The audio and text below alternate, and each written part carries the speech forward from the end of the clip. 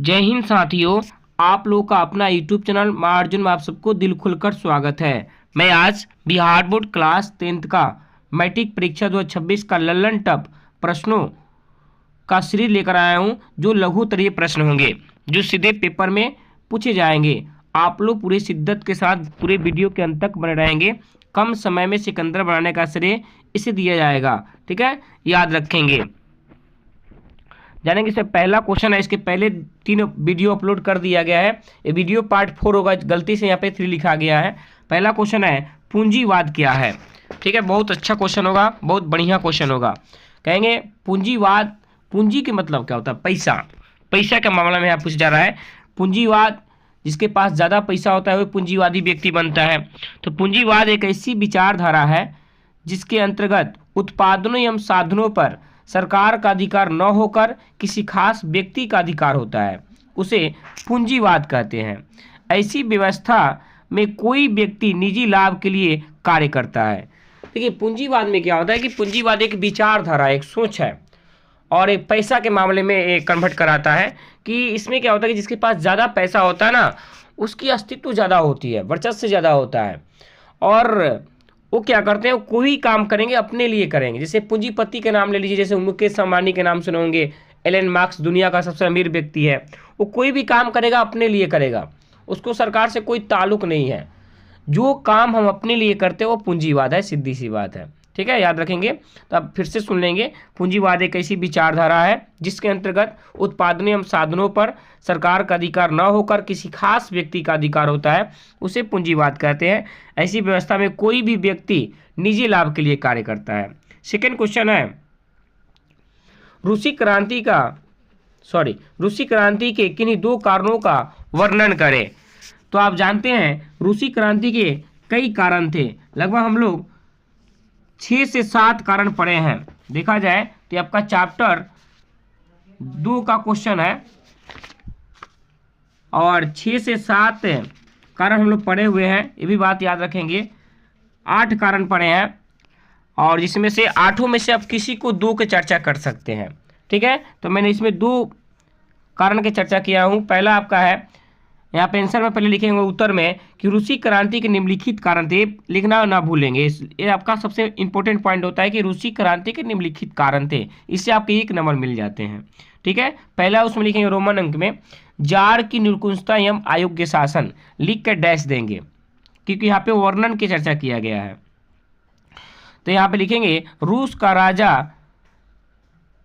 राजा jar ईश्वर को प्रतिनिधि मानता था और उसे आम जनता की सुख दुख की कतई कोई चिंता नहीं थी, जिसके कारण लोगों की स्थिति बद से बदतर होने लगी। देखा जाए जार की निरंकुशता एवं अयोग्य शासन में क्या हुआ था, रूसी क्रांति जब हुआ था तो वहाँ का शासन काल था जार निकोलस द्वितीय का। वो बहुत घमंडिया आदमी था, उसको आम जनता से कोई दुख की कतई चिंता नहीं थी। वो गलत सलाहों के चलते उसकी स्वच्छता चरिता बढ़ती जा रही थी, जिसके कारण जनता की स्थिति बद से बदतर होती गई। यह रूसी क्रांति का पहला कारण बना, याद रखेंगे। उसका जो शासन था अयोग्य शासन था, अच्छा शासन नहीं था, सही शासन नहीं था। सेकेंड कारण था रूसी में कृषकों की दयनीय स्थिति। अब देखिए रूस में बहुसंख्यक ही कृषक थे, उनके पास छोटे छोटे खेत थे जिस पर वह पुराने ढंग से खेती करते थे, जिसके कारण वह करों के बोझ से दबे हुए थे। एंड देखा जाए रूस में जितने भी किसान थे, मतलब वहाँ रूस की अधिक जनसंख्या कृषि बहुसंख्यक थी, यानी कृषि आबादी वाला देश है, यानी देखा जाए तो कृषि प्रधान देश है रूस। वहाँ पे 80% जनसंख्या कृषि पर निर्भर करती है और अधिकांश लोग कृषि पर ही अपना जीविका को चलाने का कार्य करते हैं। और वहाँ पे जो खेती लोग करते थे ना, पुराने ढंग से करते थे, और पुराने ढंग से करने के कारण क्या हुआ कि अच्छा फसल नहीं उग पा रहा था, और हमेशा जो भी खेती भी जो करते थे वो मतलब देखा जाए तो कर्जा लेकर करते थे और कर चुका नहीं पाते थे, जिस कारण हमेशा वो करों के बोझ से दबे रहते थे। ये रूसी क्रांति के इस प्रकार रूस में किसानों की स्थिति अत्यंत दयनीय थी। अब जानेंगे 3 नंबर, बहुराष्ट्रीय कंपनी किसे कहते हैं। बहुराष्ट्रीय यानी 2 से अधिक कंपनी मिलकर व्यवसाय और व्यापार करती है, उसे बहुराष्ट्रीय कंपनी कहते हैं। या कई देशों में एक ही साथ व्यापार और व्यवसाय करने वाले कंपनी को बहुराष्ट्रीय कंपनी कहा जाता है। याद रखेंगे, जैसे motor sport, Samsung, Coca Cola, Nokia, ये आपके बहुराष्ट्रीय कंपनी है। याद रखेंगे, जैसे में लिख दीजिएगा 1920 ईस्वी के बाद से इसका इस तरह कंपनियां का उत्कर्ष हुआ, ये भी लिख देंगे, आपके 2 अंक मिल जाएंगे। क्वेश्चन 4 जानेंगे न्यू डील क्या होता है, बड़ा मस्त क्वेश्चन होगा।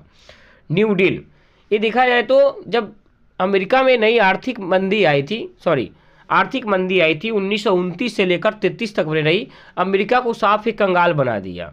अमेरिका उसके पहले धनवान था, अमेरिका कई देशों को कर्ज देने का काम किया था, लेकिन मंदी ने इनको जलते हुए आग में झकझोर कर रख दिया। पूरी हालात खराब हो गई। अमेरिका के जितने भी औद्योगिक क्षेत्र थे, जो भी व्यापार क्षेत्र थे, सब क्षेत्रों पर प्रभाव पड़ने लगा। यानी इसमें तीनों क्षेत्र विनाश हो गया, प्राथमिक क्षेत्र, द्वितीयक क्षेत्र और तृतीयक क्षेत्र। और जब तीनों क्षेत्र खत्म हो गया तो समझिए किसी भी देश का पतन हो सकता है। इकोनॉमिक्स को बचाने का कार्य यही 3 करते हैं, प्राइमरी सेक्टर, सेकेंडरी सेक्टर और टर्शियरी सेक्टर। प्राथमिक क्षेत्र को कृषि क्षेत्र कहते हैं, द्वितीय क्षेत्र को औद्योगिक क्षेत्र कहते हैं और तृतीय क्षेत्र को सेवा क्षेत्र कहते हैं। ये तीनों क्षेत्र पे आपके इकोनॉमिक्स से बस मतलब अड़ा हुआ है, याद रखेंगे। और उसमें ये रोक कर रखने का कार्य करता है। इसमें अमेरिका पूरा खत्म हो गया था। वो जो पहले के जिन लोगों को उन्होंने पहले कर दिया था, यानी कर्जा जो दिया था, वो भी उछलना शुरू कर दिया। उस स्थिति से लोग दे नहीं पा रहे थे, इसकी हालात इधर दिन पर दिन खराब होती जा रही थी। तब वहाँ के अमेरिका के पूर्व राष्ट्रपति फ्रैंकलिन डी रूजवेल्ट ने 1932 में एक नई व्यवस्था शुरू की और नई व्यवस्था का नाम रखा गया न्यू डील। एक प्रकार के पुस्तक के तौर पे था, ठीक है, याद रखेंगे, जो 1932 में जारी किया गया था अमेरिका के पूर्व राष्ट्रपति फ्रैंकलिन डी रूजवेल्ट के द्वारा। अब उत्तर में जानेंगे, जन कल्याण की एक ऐसी योजना है जिसमें आर्थिक क्षेत्र के अलावा राजनीतिक और प्रशासनिक नीतियों को भी नियमित किया गया है, उसे हम न्यू डील कहते हैं। याद रखेंगे, इसका उद्देश्य क्या था कि कृषि क्षेत्र को बढ़ावा देना, ये न्यू डील का सबसे बड़ा उद्देश्य था, और उद्योग को संतुलन बनाए रखना इसका सबसे बड़ा पहलू था, ये भी बात याद रखेंगे। क्वेश्चन नंबर 5 जानेंगे, आतंकवाद लोकतंत्र की चुनौती है कैसे। आप क्लास 10th के इकोनॉमिक्स में नहीं, डिजास्टर मैनेजमेंट यानी आपदा प्रबंधन में पढ़े होंगे। आतंकवाद कौन सी आपदा है, यानी मानवीय है। ये लोगों की गलती से होता है, लोग अपने से कहीं दंगा करते हैं, कहीं चोरी करते हैं, सब आतंकवाद का स्थिति दर्शाता है। जैसे आपका क्वेश्चन है कि आतंकवाद लोकतंत्र की चुनौती है कैसे, समझने का प्रयास करेंगे। उत्तर होगा आपका, आतंकवाद लोकतंत्र की एक बहुत बड़ी चुनौती है। इसे देश के अंदर दहशत का माहौल हत्या प्रदर्शन उत्पन्न हो जाता है। ऐसी घटनाओं से राष्ट्र को आर्थिक नुकसान की काफ़ी होती है। परिणाम स्वरूप देश का विकास धीमी पड़ जाती है। इस प्रकार कह सकते हैं कि आतंकवाद लोकतंत्र के लिए चुनौती है। ठीक है, आप देखे होंगे एक बार सरकार ने अग्निवीर को लाया था, तो लोगों ने जितनी सरकारी संपत्तियां थी उसको तोड़ने का कार्य किए थे, पूरे आतंकवाद की माहौल कायम कर दिए थे। सरकार को कतई ज़्यादा नुकसान हुआ और इस प्रकार राष्ट्र आपके पीछे रह गया। यानी इन्हीं स्थितियों से राष्ट्र पीछे हो जाता है, लोग दंगा करते हैं, सरकारी संपत्तियों को हानि पहुंचाते हैं, तो इस प्रकार राष्ट्र का विकास होना संभव ही नहीं है। ठीक है, लास्ट प्रश्न जानेंगे, विश्व बाजार क्या है। विश्व बाजार, ये आपके हिस्ट्री के क्वेश्चन होंगे। विश्व बाजार उस बाजार को कहते हैं जहां विश्व की सभी देशों की वस्तुएं आम लोगों को खरीदने के लिए उपलब्ध हो, उसे विश्व बाजार कहते हैं। जैसे भारत की आर्थिक राजधानी मुंबई, याद रखेंगे, विश्व बाजार में दुनिया की हर वस्तु आपको मिलती है।